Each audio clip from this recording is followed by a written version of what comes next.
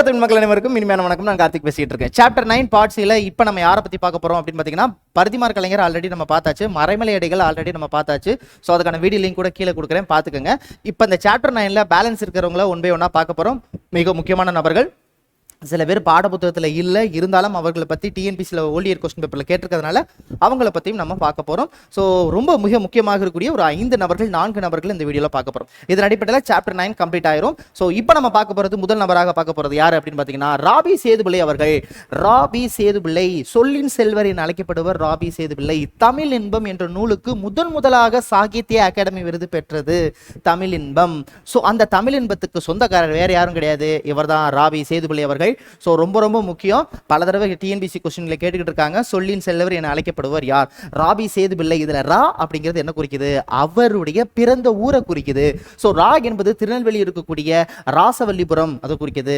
அப்ப பி அப்படி கண்டிப்பா அவருடைய அப்பா பெயரா தான் இருக்கும். ஸோ பிறவி பெருமான் பிள்ளை அவர்களை பத்தி குறிக்குது. சொல்லின் செல்வர் என அழைக்கப்படுவர் தான். அது மட்டும் இல்லாம செந்தமிழுக்கு சேதுபதி என அழைக்கப்படுவர் தான்.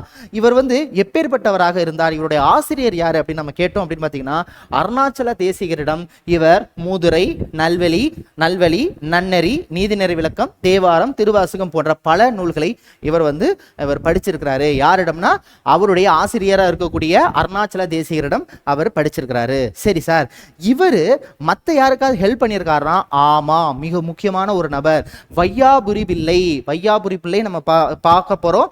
இந்த சாப்டர்ல அவரும் இருக்காரு, பின்னாடி பார்க்க போறோம். இவருக்கு அப்புறம் வையாபுரி பிள்ளை தான் பார்க்க போறோம். அந்த வையாபுரி பிள்ளை அவர்கள் தொகுத்து வந்த தமிழ் பேரகராதி பணி, அவர் தமிழ் பேரகராதி அப்படிங்கிற ஒரு விஷயத்தை தொகுத்திருப்பாரு. அந்த தொகுக்கிறதுக்கு இவர் ஒரு மிக முக்கியமான பணியை ஆற்றியிருக்காரு, உதவி செஞ்சிருக்கிறாரு. ஸோ வையாபுரி பிள்ளை தொகுத்து வந்த தமிழ் பேரகராதி பணி நிறைவேற சேதுபதி அவர்கள் துணை நின்றார். அது மட்டும் இல்லாமல் இவர் எழுதிய முதல் கட்டுரை என அழைக்கப்படுவது திருவள்ளுவர் நூல் நயம். நயம் வந்த ராபி சேதுபிள்ளை தான். இவருடைய படைப்புல நயம்ங்கிற வார்த்தை வரும். திருவள்ளுவர் நூல் நயம் மொத்தம் 18 கட்டுரைகளை எழுதி வந்தது.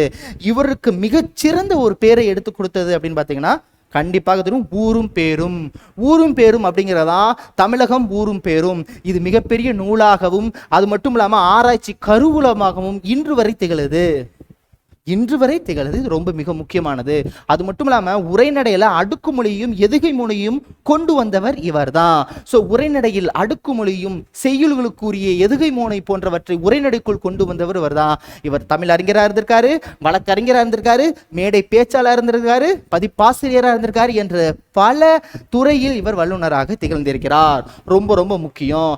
அதே நேரத்தில் நிறைய பேர்கிட்ட இவர் சமகாலத்த நண்பர்களாக இருந்திருக்கிறாங்க. ஸோ ராபி சேதுபிள்ளை தமிழ் துறையில் விரிவுரையாளராக சேர்ந்து விபுலானந்தர், சோமசுந்தர பாரதியார் ஆகிய இரு பெரும் புலவரிடம் தலைமையிலும் தொடர்ந்து 6 ஆண்டு பணியாற்றிருக்கிறாரு. அதே நேரத்தில் ஒவ்வொருத்தருக்கும் ஒவ்வொரு நூல் ரொம்ப பிடிக்கும். பாரதியார் அப்படின்னு பார்த்தீங்கன்னா, அவர் சிலப்பதிகாரம், தொல்காப்பியம் இது ரெண்டும் கற்றுக்கணும்னு நினைச்சார். ஸோ அப்போ சிலப்பதிகாரம், தொல்காப்பியம் சார்ந்து ஒரு நபர்கிட்ட போய் கேட்குறாரு. அந்த நபர் யாருன்னு பின்னாடி நம்ம பார்ப்போம். இவருக்கு கம்பராமாயணத்துல மிக ஈடுபாடு. அப்ப கம்பராமாயணத்துல இவர் ஒரு மிகப்பெரிய சொற்பொழிவு ஆற்றுறாரு. எங்க சென்னையில இவர் ஆற்றின சொற்பொழிவே அங்கே கம்பர் கழகம்னு ஒன்று உருவாகுவதற்கு காரணமாக இருந்திருக்கு. அதான் அதுல சொல்லியிருக்காங்க, சென்னை OMCA அரங்கத்தில் இவரது கம்பராமாயணம் சொற்பொழிவு 3 ஆண்டுகள் நடைபெற்றது. இச்சொற்பொழிவின் தாக்கத்தால் சென்னை மாநகரில் கம்பர் கழகம் நிறுவப்பட்டது. சொல்லியாச்சு. நான் ஆல்ரெடி சொன்ன மாதிரி தமிழ் இன்பம் தான் ராபி சேதுபிள்ளை அவர்களுக்கு முதலாக சாகித்ய அகாடமி விருது பெற்ற நூலும் தமிழ் இன்பம், மறந்துடக்கூடாது. இவருக்கு செந்தமிழுக்கு சேதுபதி என்று சொன்னவர் யாரு? கவியோகி என அழைக்கக்கூடிய சுத்தானந்த பாரதி. கேட்பாங்க, சுத்தானந்த பாரதி கவியோகி என அழைக்கப்படுவர். இவர் தான். இவருக்கு என்ன பட்டம் கொடுத்திருக்காங்க? சேதுபிள்ளை, ராபி சேதுபிள்ளை. சொல்லின் செல்வர் இவருக்கு எப்ப கொடுத்திருக்காங்க? 1950ல. 1940ல நாவலர் பட்டம் ஒருத்தருக்கு கொடுத்திருப்பாங்க, நாமு வேங்கடசாமி நாட்டார் அவர்களுக்கு. நாவலர் பட்டம் நாமு வேங்கடசாமி நாட்டார் பார்க்க போறோம். அது 1940ல கொடுத்திருப்பாங்க. ஏன் கொடுத்தாங்கன்னு பின்னாடி பார்ப்போம். 1940 நாவலர் பட்டம் நாமு வேங்கடசாமி, 1950 சொல்லின் செல்வர் பட்டம் ராபி சேதுபிள்ளை அவர்களுக்கு. மறந்துடவே கூடாது, சரிங்களா? ஸோ இவருடைய ராபி சேதுபிள்ளையின் நடை ஆங்கில அறிவியல் அறிஞராக இருக்கக்கூடிய ஹெட்சன் என்பவர் போன்று இருக்கு அப்படிங்கிற மாதிரி யார் சொல்லியிருக்கா? சோமலை அவர்கள் சொல்லியிருக்காங்க. இதுதான் இதுல நம்ம பார்த்தது. இதான் பின்னாடி உங்களுக்கு கொடுத்துருக்குறாங்க. இப்போ சொன்னதுதான் அதில் இருக்கும். சரிங்களா? அடுக்குமொழிக்கு ஃபாலோ பண்ணார். இவருடைய படைப்புகள் தமிழ் இன்பம், ஊரும் பேரும், திருவள்ளுவர் நூல் நயம், சிலப்பதிகாரம் நூல் நயம், தமிழ் விருந்து, தமிழர் வீரம், கடற்கரையினிலே, இதெல்லாம் இவர் எழுதின ஒரு மிக முக்கியமான படைப்புகள். எல்லாத்தையும் பார்த்துக்கங்க, இதெல்லாம் ரொம்ப முக்கியம். பதிப்பாசிரியர் என்னென்ன பதிப்பு? திருக்குறள், எல்லீசுரை, தமிழ் கவிதை களஞ்சியம், இதெல்லாம் நிறைய பேர் எழுதியிருப்பாங்க. வித்தியாசமான இருக்கிறத மறந்துடாதீங்க. ஸோ பாரதி இன் கவி திரட்டு, இவ்வளவுதான் ராபி சேதுபள்ளி அவர்கள் பத்தி. இப்ப தனிநாயகம் அடிகளை நம்ம கடைசியா பார்க்கலாம். அதுக்கு முன்னாடி நான் அப்படியே ஹிண்ட் கொடுத்துட்டு வந்துடுறேன். இப்ப நம்ம என்ன பார்த்தோம்? யாருக்கு தமிழ் பேரகராதி பணிக்கு யார் உதவி புரிஞ்சிருக்கிறாரு? யாருக்கு? வையாபுரி பிள்ளை அவர்களுக்கு. அப்ப வையாபுரி பிள்ளை யாருன்னு நம்ம தெரிஞ்சுக்கணும் இல்லையா? அப்ப வையாபுரியும் திருநெல்வேலிக்காரரு, இவரும் திருநெல்வேலிக்காரரு. அப்ப இவரை ஊரை சேர்ந்த திருநெல்வேலிக்காரராக இருக்கக்கூடிய வையாபுரி பிள்ளைக்கு இவர் என்ன பண்ணியிருக்காரு? ஸோ தமிழ் பேரகராதிய சொல்லி கொடுத்துருக்காரு. ஐ மீன் அது பதிப்பாசிரியர் முடிவதற்கு உதவி பண்ணியிருக்காரு.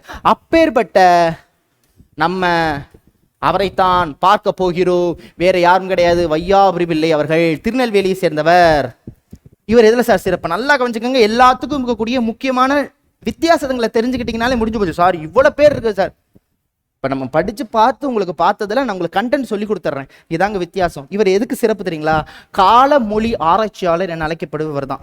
என்ன சார்? எந்தெந்த நூல்கள் எந்தெந்த காலத்தை சேர்ந்தது என்பதை இவர் எடுத்து சொன்னாரு. இந்தந்த நூல் இந்தந்த காலத்தில் சேர்ந்தது என்று கால ஆராய்ச்சியாளர், மிக முக்கியமாக காலமொழி ஆராய்ச்சியாளர் என்று சிறப்பு பெற்றவர் வையாபுரி பிள்ளை அவர்கள்.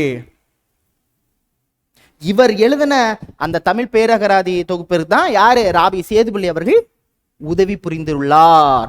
சோ இவரும் திருநெல்வேலிக்காரர் தான். சிக்கனரசையன் என்னும் சிற்றூரில் பிறந்தவர். சரவண பெருமாள், இதெல்லாம் ரொம்ப முக்கியம் கிடையாது. கணபதி ஆசிரியர். மறைமலை அடிகளிடம் தமிழ் கற்றார். இவர் யார்கிட்ட தமிழ் கற்றிருக்காரு? ராபி சேதுபிள்ளை அவர்கள் பார்த்தோம், அருணாச்சல அவர் பார்த்தோம். இவர் யாருக்கிட்ட? மறைமலை அடிகளார்கிட்ட தமிழ் கத்துக்கிறாரு. 20ஆம் நூற்றாண்டின் முதன்மை தமிழ் ஆராய்ச்சியாளர்களில் ஒருவர். மறந்துக்கூடாது. பாவனார் அவர்கள் என்ன சொல்றாருன்னா, இவர் உருவாக்கின அந்த காலகட்டம் வந்து சரியானதாக இல்லை அப்படின்னு நெகட்டிவ் பாயிண்ட் இருக்கு.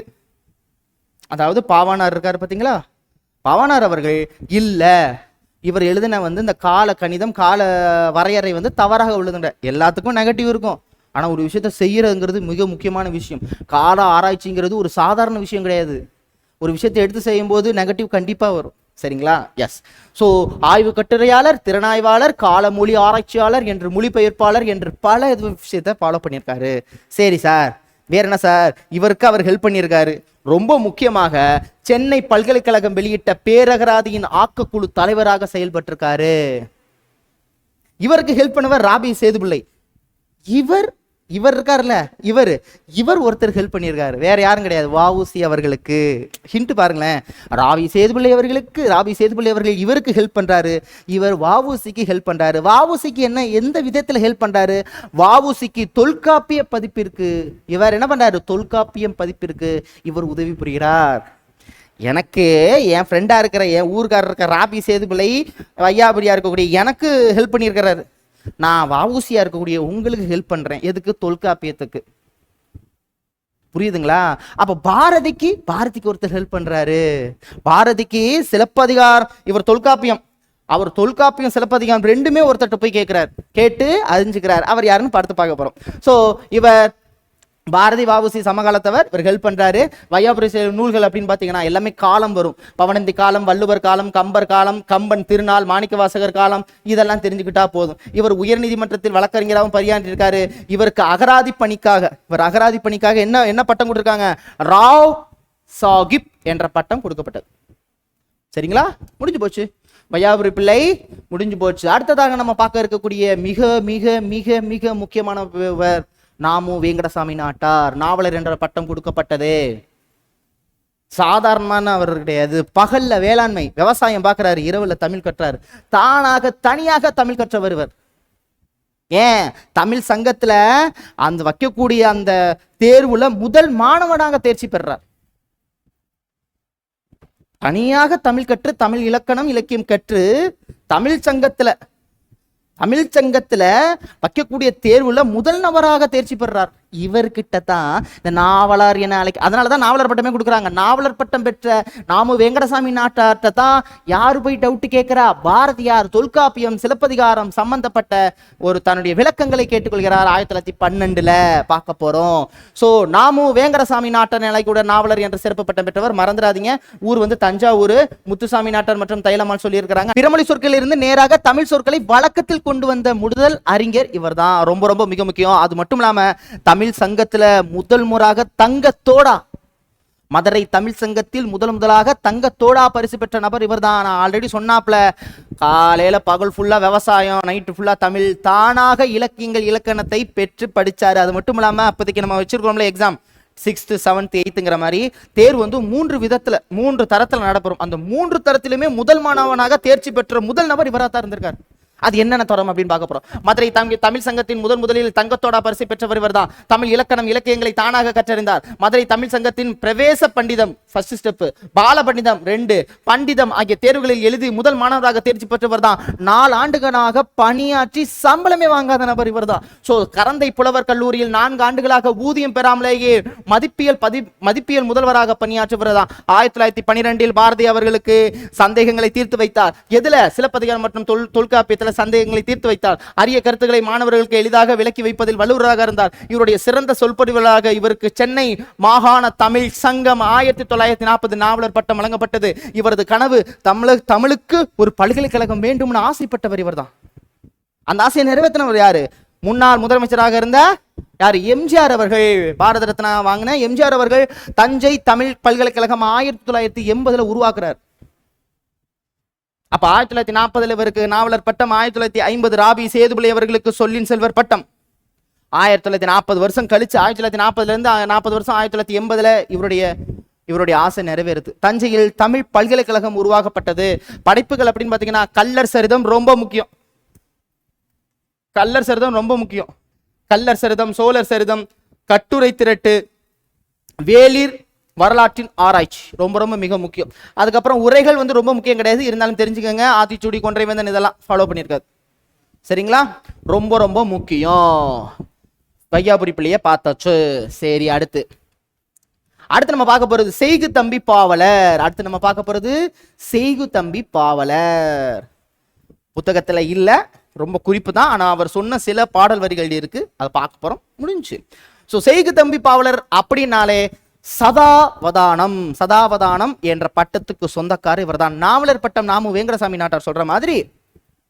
சோ சதாவதானமா யாரு? சதாவதானம் என அழைக்கக்கூடிய அந்த கலையில் சிறந்து விளங்கியவர் தான். சதாவதானம் கிடையாது.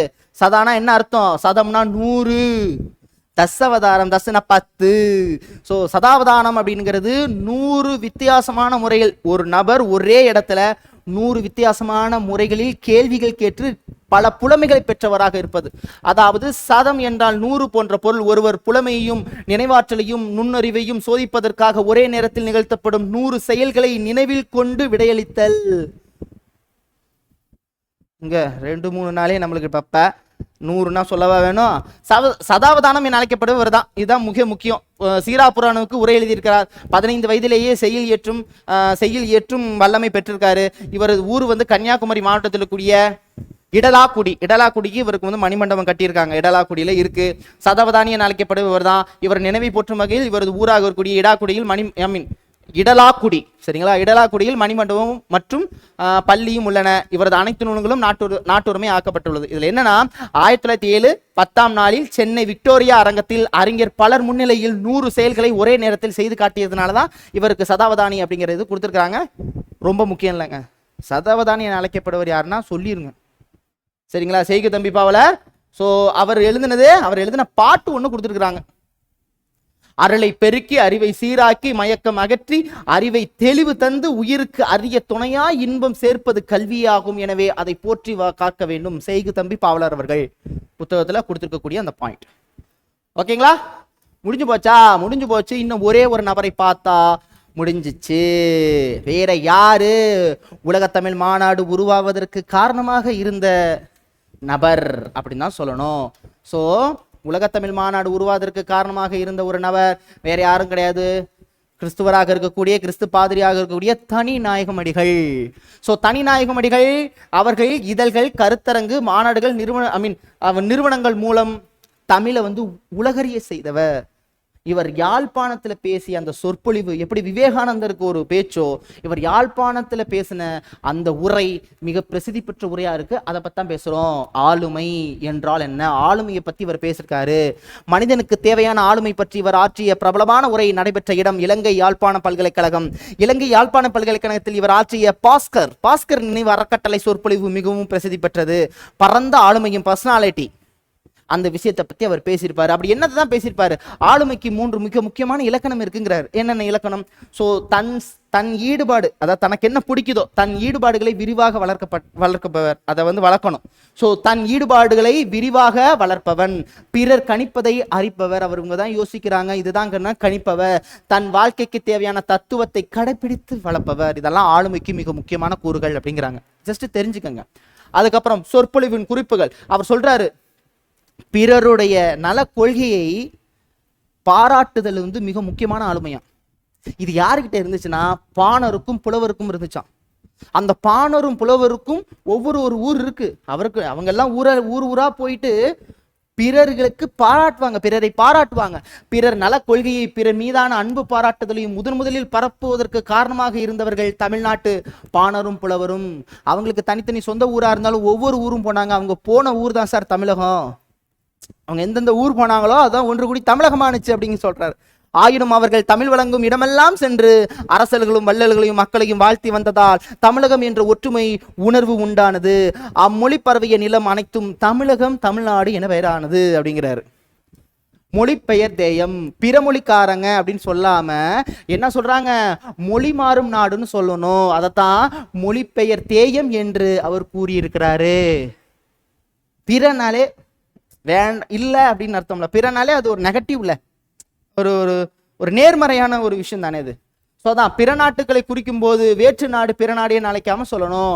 இமய வரம்பு, தமிழ் மொழி பற்றி எங்கள்கிட்ட இருந்தாலும் எங்க இலக்கியத்துல எங்களுடைய எல்லை எதுன்னு சொல்லுது? இமயமலைன்னு நாங்க சொல்லியிருக்கோம் அப்படிங்கிறாரு. ஸோ அதான் இமயத்துக்கோடு உயர்ந்ததென்ன அப்படின்னு நாங்க சொல்றோம். இமயத்துக்கோடு உயர்ந்ததன, இமயமலை தான் எங்களுடைய எல்லை அப்படின்னு எங்களுடைய இலக்கியங்கள் சொல்லுது அப்படிங்கிறாரு. இமயம் தீண்டி இன்குரல் பயிற்று அப்படின்னு நாங்க சொல்றோம். அப்ப இருக்கக்கூடிய புலவர்கள் அத்தனை பேருமே அகத்திணையை பத்தி நாங்க படிச்சிருக்கிறோம். 5 நிலங்களும் பெரும் பொழுதும் சிறும் பொழுதும் அகத்திணை இலக்கியங்கள் படித்தவர்கள் புலவர்களும் பாணர்களும்ங்கிறாரு. அருமை. திருக்குறளை பத்தி சொல்லவா வேணும்? மனிதனாக வாழ்வதற்கு தொகுக்கப்பட்ட நூல் திருக்குறள்ங்கிறாரு. மக்கள் அனைவரும் மக்கட்தன்மைக்கு வளர்க்க வேண்டும் என்பதாக எழுதப்பட்ட நூல் திருக்குறள். திருக்குறளை உலக புலவர் என்று ஜியு போப்பே சொல்லிட்டாரு அப்படிங்கிற மாதிரி இதில் சொல்றாரு. அதாவது ஒன்றன் பிறன் மேல் அன்புடைமை காட்டுறது, விருந்தோமல் ஈகை, இதுதாங்க எல்லாம். தமிழ் மக்கள் சான்றோர் அப்படிங்கிற ஒரு வார்த்தை சொல்றோம். இந்த சான்றோருங்கிற வார்த்தைக்கு தான் இத்தாலிய நாட்டில் சபென்ஸுங்கிறாங்க. சபென்ஸ்னா என்ன அர்த்தம்? அறிவுடையோன், அறிவாக இருப்பவர்கள் என போற்றப்படும் லட்சிய புருஷனை சொல்லுவாங்களாம். எப்படி சொல்றதுக்கு, ஒரு லட்சண புருஷன் சொல்லுவாங்கல்ல, அந்த மீனிங்க சொல்றாங்க. மேற்கோள்கள் ஃபர்ஸ்ட் புறநானூர்ல சொல்றாங்க, குறிக்கோள் இல்லாதவன் சத உடம்பு பண்றவன், புறநானூர்ல சொல்றாங்க. சோ பூட்கையுள்ளோன் யாக்கை போல புலவர் ஆலந்தூர் கிளார் சொல்லியிருக்காரு. எல்லோருடைய நாடுகளும் நமக்கு தாய் நாடுக தான் அப்படின்னு ஒருத்தர் சொல்றாரு. சொன்னவர் செனக்கா அப்படிங்கிறவர. இவர் ஒரு தத்துவ ஞானி. நம் நாடு தான் எல்லா நாடுமே. புரியுதுங்களா? திருக்குறளை பற்றி உலக மேதையாக இருக்கக்கூடிய ஆல்பர்ட் ஸ்வைட்சர் அவர் என்ன சொல்றாரு? திருக்குறளை பத்தி சொல்றாரு, இத்தகைய உயர்ந்த கொள்கையுடைய கொண்ட செய்யுள்களை உலக இலக்கியத்திலேயே காண்பதறிது. உலக இலக்கியமே பார்க்க முடியாத ஒரு கஷ்டமான ஒரு விஷயம், காண்பதறிது அப்படிங்கிறார். அடுத்து மார்க்ஸ் அவர்கள் என்ன சொல்றாரு? மார்க்ஸ் அரேலியஸ் என்னும் பேரரசர் சொல்றாரு, நான் பகுத்தறிவும் கூட்டுறவும் உடையவன். நான் அன்டோனினஸ்னா ஒரு சமூகத்தை சேர்ந்தவர். அன்டோனினஸ் என்பதால் நான் ரோமனுக்கு உரியவன். நான் மனிதன் என்பதால் உலகத்திற்கு உரியவன் அப்படிங்கிறார். தொல்காப்பியத்தில் சொல்லியிருக்காங்க. தொல்காப்பியம் நிலத்தை பத்தி சொல்லுது, நிலத்தை பிரிப்பதை பத்தி சொல்லுது. அதாவது படுதுறை வையம் பாத்திய பண்டே தொல்காப்பியம் சொல்லுது. இதெல்லாம் புத்தகத்தில் இருக்கிறதுனால தான் அழுத்தி சொல்றேன். அடுத்து பிறர் போற்றுவார்கள் என்றோ வேறு நலன்கள் எங்களுக்கு நல்ல பேர் போற்றுவாங்க, நல்ல பின்ன நூல் எழுதுவாங்கிறதுக்காக கடைகள் வள்ளல்கள் வந்து வள்ளல் ஈகை கொடுக்கலைங்கிறாங்க. அதான் சொல்லியிருக்காங்க, இம்மை செய்தது மறுமை ஆமெனும் அறவிலை வணிகன் ஆய் அலன். பிறர் போற்றுவார்கள் என்றோ வேறு நலன்கள் பெறலோமே என்றோ கடையேழு வள்ளல்கள் ஒருவனான நன்மைகளை செய்யவில்லை அப்படிங்கிறாங்க. இப்ப படிச்சதெல்லாம் அவர் பேசின அந்த சொற்பொழிவுல இருக்கு. ஸோ அதான் தனிநாயகம் அடிகள் சொற்பொழிவு. தமிழ் தொண்டாற்றிய கிறிஸ்துவ பெரியோர்களின் தனிநாயகம் அடிகளும் குறிப்பிட்டவர்ங்கிறாங்க. இலங்கையில் யாழ்ப்பாணம், இதெல்லாம் நான் சொன்னதுதான். அகில உலக தமிழாய்வு மன்றம் உருவாக்கவும் உலக தமிழாராய்ச்சி நிறுவனம் உருவாகவும் இவர் மிக முக்கிய பங்கு வைத்திருக்கிறார். இவர் தொடங்கிய தமிழ் பண்பாடு ரொம்ப முக்கியம். தமிழ் பண்பாடு என்ற இதழ் இன்று வரை வெளிக்கொண்டிருக்கிறது. முதல் உலக தமிழ் மாநாடு நடைபெற அனைத்து ஏற்பாடுகளை செய்தவும் இவர் தான், தனிநாயகம் அடிகள். அப்போ உலக தமிழ் மாநாடுனா நம்ம தெரிஞ்சுக்கணுமே ஒன்று, இது கூட ஒன்று நம்ம சேர்த்து தெரிஞ்சுக்குவோம். அது மட்டும் இல்லாமல் பிரான்ஸ்ல இருக்கக்கூடிய தேசிய நூலகம்னு ஒன்று இருக்கு.